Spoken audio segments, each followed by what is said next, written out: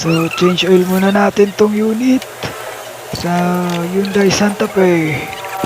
Change oil the unit. So, ano bang kalagahan ng change oil?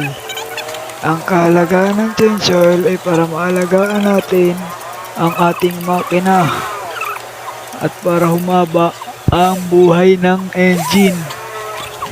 Yun nga ang kalagahan ng change oil at saka para mapalitan. Yun lang syempre. Mahalaga ang change oil. Kaya yun kasi yung nag-aalaga sa ating engine or makina. So yun, inikot ko na nga yung oil filter off. Tinanggal ko na habang natulo yung engine oil. Ayun, nilinis ko muna yung drain plug dyan.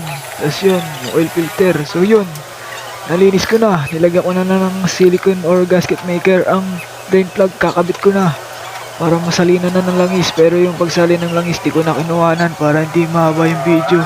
So yun yung oil filter, pares naman. So kabitan na at yun, higpitan ko na para okay na, all goods on the hoods. Yan, higpit, konting pit lang, off.